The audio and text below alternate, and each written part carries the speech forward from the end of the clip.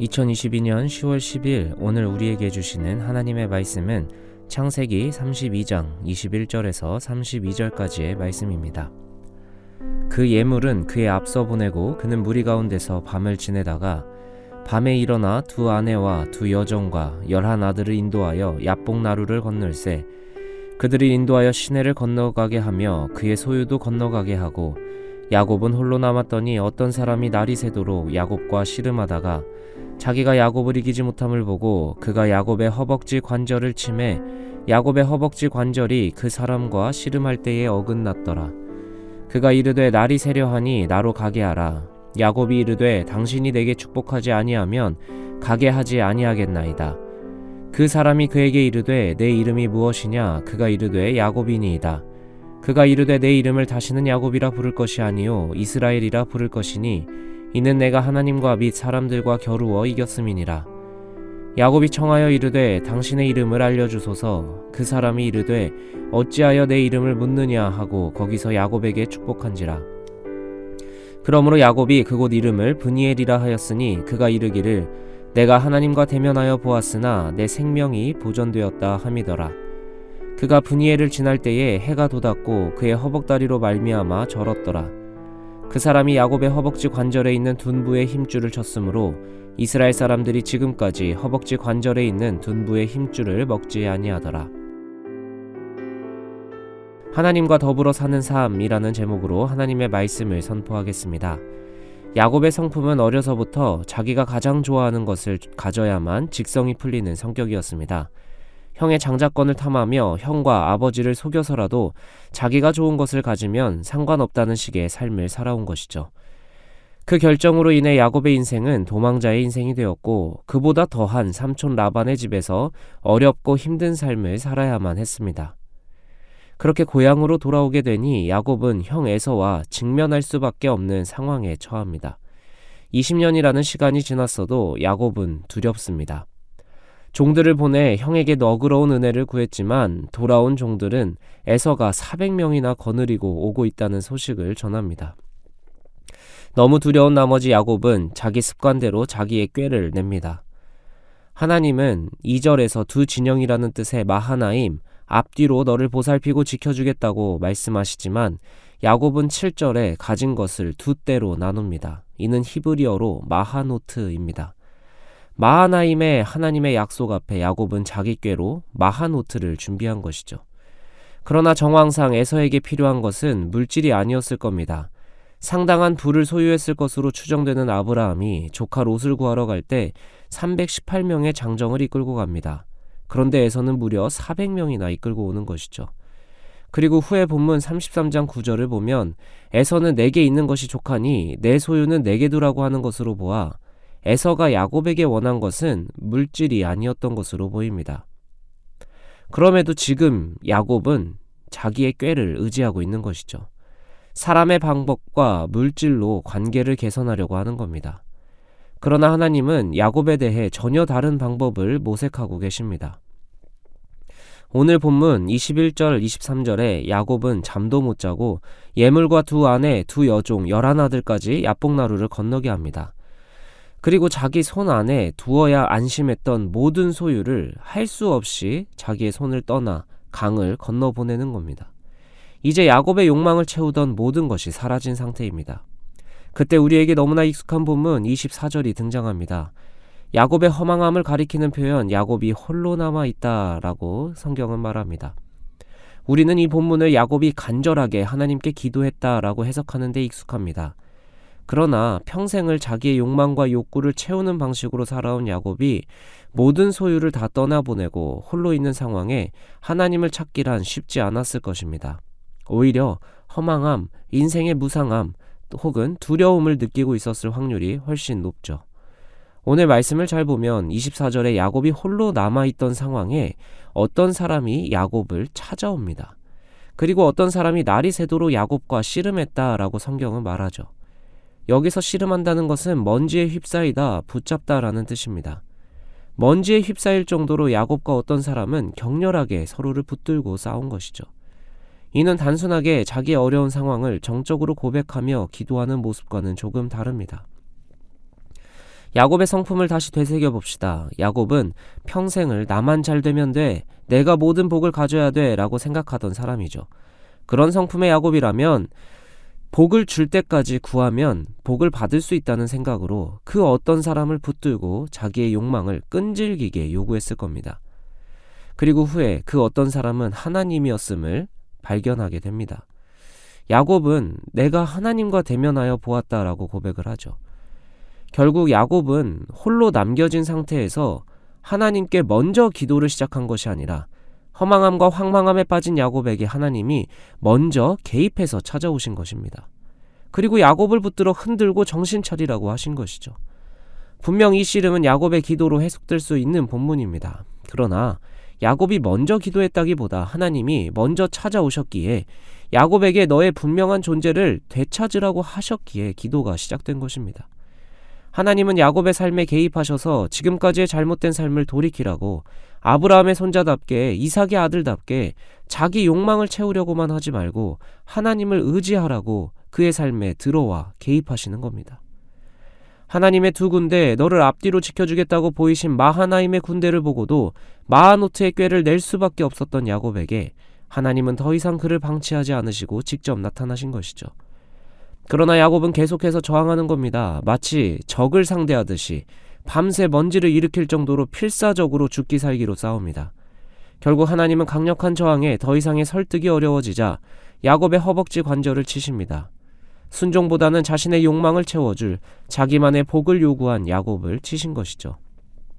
그러나 이것은 야곱이 미워서라기보다는 야곱을 진짜 살리기 위해서입니다. 물에 빠진 사람을 구할 때 제일 조심해야 하는 것은 무작정 다가가는 겁니다. 물에 빠진 사람은 살고자 하는 욕구가 너무 강해 살리러 온 사람보다 훨씬 센 힘으로 같이 위험에 빠질 수 있기 때문입니다. 그럴 때 오히려 물에 빠진 사람을 기절시키거나 힘이 빠질 때까지 기다려야 합니다. 그처럼 자기의 욕망이 너무 강해 하나님도 알아보지 못하는 야곱에게 하나님은 그의 힘을 철저하게 빼게 하시는 거죠. 그런데 야곱은 철저히 힘이 빠진 상태에서도 축복하지 않으면 보내지 않겠다라고 합니다. 사실 야곱의 인생에서 야곱이 스스로 하나님을 고백한 경험은 많지 않습니다. 하란으로 도망가면서 베델에서 본 환상이 전부였죠. 야곱이 하나님을 제대로 알았다면 자신의 허망함과 황망함 속에 찾아오신 하나님 그분 자체를 경배하고 예배했을 겁니다. 그러나 야곱은 여전히 하나님께 축복해 달라고 하는 거죠. 축복의 원어는 바라크, 사실은 무릎을 꿇는다는 뜻입니다. 야곱은 자신을 찾아온 하나님을 향해 하나님의 뜻과 하나님의 약속 그 존재에 엎드리는 것이 아니라 하나님에게 오히려 자신에게 무릎을 꿇으라 요구하는 것이죠. 그러나 하나님은 포기하지 않으십니다. 27절 다시금 야곱에게 이름을 물으십니다. 이름은 성경에서 그의 존재와 본질을 의미하죠. 그때 야곱은 아주 중요한 고백을 합니다. 나는 야곱입니다. 야곱의 이름은 속이는 자라는 뜻이죠. 하나님께서 야곱에게 너는 누구냐, 너의 본질은 무엇이냐 물었을 때 야곱은 비로소 이제서야 자신이 평생을 속이는 자로 살아왔다고 고백합니다. 그리고 28절 하나님은 야곱을 향해 말씀하시죠. 내가 이제 너 변화시킬 거다. 밤새 저항하고 내 말 안 듣는 너를 버리지 않고 이제는 이스라엘이라고 부르겠다고 하십니다. 이스라엘은 하나님과 더불어 싸운 자, 하나님의 도움을 받아 싸운 자라는 뜻입니다. 이제 야곱은 하나님을 대항해서 싸우는 자가 아니라 하나님과 더불어 싸우는 자가 된 것이죠. 그리고 하나님은 야곱을 축복하십니다.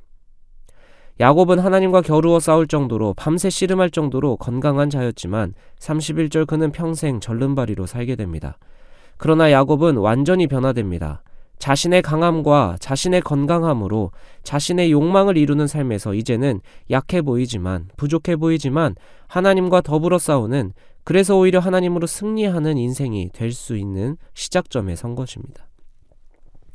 하나님을 통해 우리는 어떤 삶을 꿈꾸고 기도하고 있는지 돌아봅시다. 하나님이 강하게 만드셔서 하나님 없이도 잘 사는 복을 기도하고 있는 것은 아닌지, 아니면 내 연약함에도 부족함에도 불구하고 하나님의 강함과 풍성함으로 덮으시는 복을 구하고 있는지 돌아봅시다. 하나님은 우리의 연약함과 부족함이 없어져서 하나님 없이도 잘 사는 인생이 아니라 하나님을 항상 구하고 그래서 하나님과 더불어 싸우는 자로 우리를 변화시키고 복 주고 싶으신 분입니다. 오늘 기도의 자리, 내가 하나님이 더 필요하다고 하나님과 더불어 오늘도 승리하게 해달라고 기도하는 시간이 되길 주님의 이름으로 축복합니다. 함께 기도하겠습니다. 하나님, 나의 모든 것이 강해지고 부족한 것이 없어지는 복을 구했습니다. 그 복만이 나를 살리고 더 좋은 인생을 살게 하리라 생각했습니다. 그러나 주님은 내가 오늘 더 하나님을 의지하고 하나님을 더 구하는 삶을 최고의 복이라 하십니다. 하나님과 항상 함께하는 삶이 최고의 복이라 말씀하시는 하나님, 오늘 내가 주님을 더 찾고 바라볼 수밖에 없는 상황임을 고백합니다. 나의 부족함을 채우시고 나의 연약함을 주님의 강함으로 채워주옵소서. 나의 모든 것 되신 예수 그리스도의 이름으로 기도합니다. 아멘.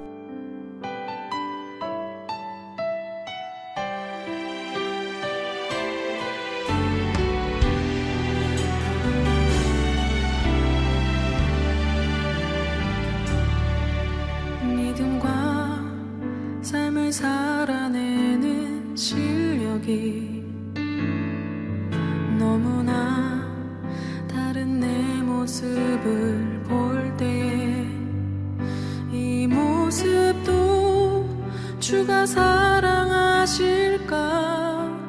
자신 없는 내 모습 그저 주님 앞에 있네. 나 같은 자도 사랑하여 주시고 한 번도 나를 떠나지 않으셨네. 아픔 속에 주를 찾게 여긴 날 꾸짖지 않으시고 내 손 잡아주시네. 오직 주님 안에 두려움없네. 고난을 통해 날 만드심을 믿네. 주님만이 내 모든 것 되시네. 주의 강한 손 날 붙드시네. 오직 주님 안에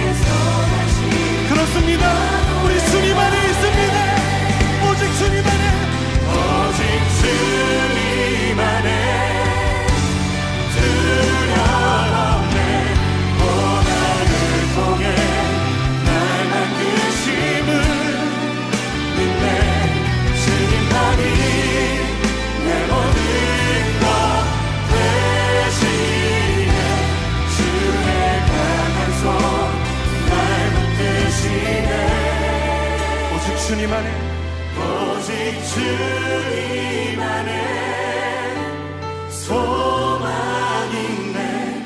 내 삶을 통해 영광 받으신 주님만이 내 모든 것 되시